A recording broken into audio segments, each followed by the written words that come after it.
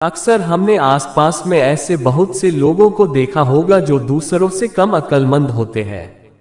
दूसरे लोगों के मुकाबले उनमें कम टैलेंट होता है, लेकिन फिर भी वो उन लोगों से ज्यादा कामयाब हो जाते हैं। तो ऐसा क्यों हो जाता है? क्या उनकी किस्मत अच्छी थी या भगवान ने उनके साथ दिया? इस चीज के पीछे क्या कारण हो सकता है? इसके पीछे सबसे मुख्य कारण आलस्य होता है। जी हाँ, कामयाब होने के लिए सिर्फ हुनर नहीं चाहिए, काम को करने के लिए जोश और हिम्मत चाहिए होता है। अगर आप में जोश और हिम्मत की जगह में आलस्य है, आप में कितना भी हुनर हो, वह हुनर किसी भी काम का नहीं रह जाता है। जैसे दिमक एक पेड़ को अंदर से खोखला कर देता है। बाहर से वो पेड़ वैसा का वैसा दिखता है, लेकिन अंदर से वह पेड़ खोखला हो जाता है। उसी तरह आलस्य आदमी को अंदर से खोखला बना देता है। उसका जोश, उसकी स्फूर्ति अंदर से मर चुकी होती है। चाहे बाहर से वह आदमी कितना भी स्वस्थ नजर आए, लेकिन दीमक की तरह आदमी की शरीर को अंदर से खोखला बना देता है। आलसी व्यक्तियों के पास समय होता है, लेकिन वह उस समय उस कार्य को नहीं करना चाहते हैं। वह अपना कार्य कल के लिए टाल देते हैं। ऐसा नहीं है कि आलसी व्यक्ति उस कार्य को करना नहीं चाहता है। वह करना तो चाहता है, लेकिन उसे आलस्य ने घेर रखा है। मन होते हुए भी वह उस कार्य को नहीं कर सकता, क्योंकि उसे आलस्य ने जकड़ रखा है।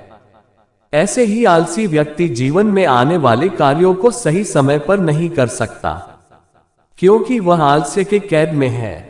यदि सही समय पर उस कार्य को कर लिया जाए तो उन्हें भी सफलता प्राप्त हो सकती है। चलिए सुनते हैं आज की कहानी। इससे पहले कि आप इस कहानी में खो जाएंगे, कृपया आप इस चैनल को सब्सक्राइब कर लीजिए। आलस्य एक ऐसी बुरी आदत है जिसकी वजह से अच्छे अवसर भी हाथ से निकल जाते हैं।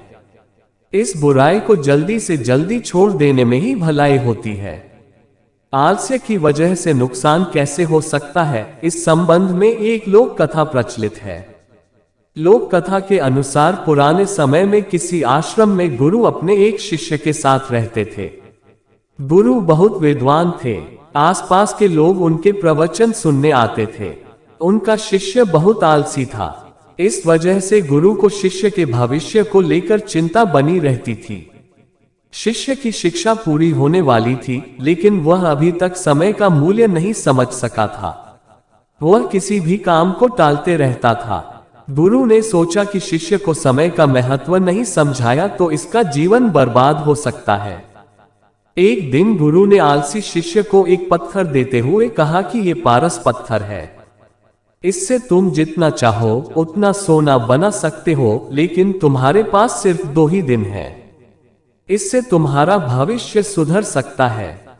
मैं दूसरे गांव जा रहा हूं, 2 दिन बाद आश्रम लौट आऊंगा, तब मैं तुमसे ये पत्थर वापस ले लूंगा। इस पत्थर से तुम लोहे की जिस चीज से स्पर्श करोगे वह सोने की हो जाएगी। चमत्कारी पत्थर देकर संत आश्रम से निकल गए। आलसी शिष्य बहुत खुश था। उसने सोचा कि मैं इस पत्थर से इतना सोना बना लूंगा कि मेरा पूरा जीवन ऐश और आराम से व्यतीत हो जाएगा। उसने विचार किया कि अभी तो मेरे पास 2 दिन है, एक दिन आराम कर लेता हूं, अगले दिन सोना बना लूंगा। ये सोचकर वह सो गया। पूरा दिन और पूरी रात सोने के बाद जब वह उठा तो उसने योजना बनाई कि आज बहुत सारा लोहा लेकर आना है और उसे सोना बनाना है। आश्रम से बाहर जाने से पहले वह खाना खाने बैठ गया। पेट भर खाना खाया तो उसे नींद आने लगी। अब वह सोचने लगा कि कुछ देर सो लेता हूं, सोना बनाने का काम तो छोटा है, शाम को कर लूंगा। लेटते ही उसे नींद आ गई। वह गहरी नींद में सो गया। जब नींद खुली तो दिन खत्म होने को आया था। सूर्यास्त भी हो चुकी थी।